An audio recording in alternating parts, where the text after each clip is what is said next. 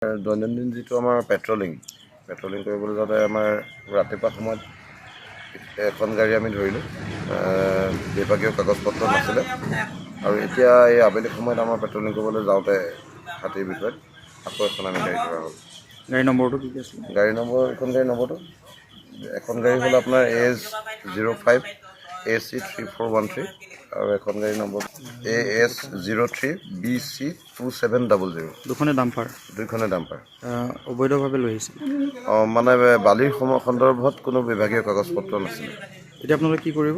এখন আমাৰ বিভাগীয় যিটো আমাৰ প্ৰচিডিউৰ ডিপাৰ্টমেণ্টৰ অফেন্সৰ প্ৰচিডিউৰ হ'ব। তাৰপিছতে চৰকাৰী যিটো ৰয়েলিটি ফাইনে মনোবলে সেইটো কৰি পেলাই গাড়ীখন ৰিলিজ পাব। হয়, আমি যিমান পাৰোঁ চেষ্টা কৰিছোঁ আমাৰ এইটো অঞ্চলত যদি এনেকৈ অবৈধভাৱে চলিছে, যিটো ৰাজহ যিটো ফাঁকি হৈ আছে গোলাঘাট জিলাৰ, সেইটো আমি চেষ্টা কৰিছোঁ যিমানখিনি ৰোধ কৰিবলৈ। দৈনন্দিন যিটো আমাৰ পেট্ৰলিং কৰিবলৈ যাওঁতে আমাৰ ৰাতিপুৱা সময়ত এখন গাড়ী আমি ধৰিলোঁ, বিভাগীয় কাগজ পত্ৰ নাছিলে। আৰু এতিয়া এই আবেলি সময়ত আমাৰ পেট্ৰলিং কৰিবলৈ যাওঁতে হাতীৰ বিষয়ত আকৌ এখন আমি গাড়ী ধৰা হ'ল। গাড়ী নম্বৰটো কি আছিল? এখন গাড়ী হ'ল আপোনাৰ AS05 AC 3413 আৰু এখন গাড়ীৰ নম্বৰ AS03 BC 2700। দুখনে ডাম্পাৰ? দুইখনে ডাম্পাৰ। অবৈধভাৱে লৈ আহিছে? মানে বালিৰ সন্দৰ্ভত কোনো বিভাগীয় কাগজ পত্ৰ নাছিলে। এতিয়া আপোনালোকে কি কৰিব? এখন আমাৰ বিভাগীয় যিটো আমাৰ প্ৰচিডিউৰ ডিপাৰ্টমেণ্টৰ অফেন্সৰ প্ৰচিডিউৰ হ'ব।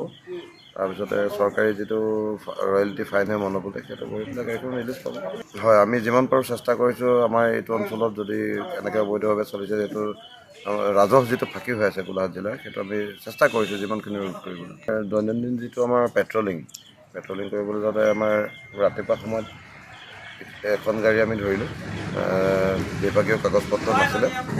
আৰু এতিয়া এই আবেলি সময়ত আমাৰ পেট্ৰলিং কৰিবলৈ যাওঁতে হাতীৰ বিষয়ত আকৌ এখন আমি গাড়ী ধৰা হ'ল। গাড়ী নম্বৰটো কি আছিল? এখন গাড়ী হ'ল আপোনাৰ AS05 AC 3413 আৰু এখন গাড়ীৰ নম্বৰ AS03 BC 2700। দুখনে ডাম্পাৰ? দুইখনে ডাম্পাৰ। অবৈধভাৱে লৈ আহিছে? মানে বালিৰ সন্দৰ্ভত কোনো বিভাগীয় কাগজ পত্ৰ নাছিলে।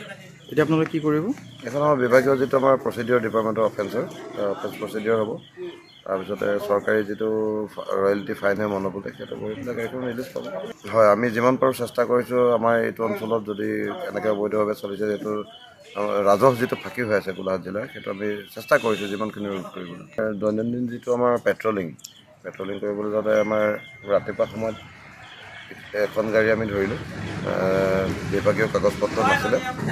আৰু এতিয়া এই আবেলি সময়ত আমাৰ পেট্ৰলিং কৰিবলৈ যাওঁতে হাতীৰ বিষয়ত আকৌ এখন আমি গাড়ী ধৰা হ'ল। গাড়ী নম্বৰটো কি আছিল?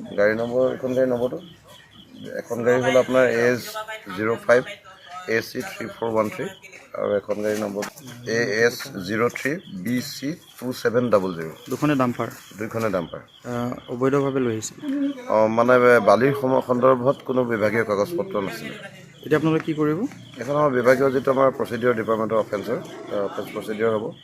তাৰপিছতে চৰকাৰী যিটো ৰয়েলিটি ফাইনে মনোবলে সেইটো কৰি পেলাই গাড়ীখন ৰিলিজ পাব।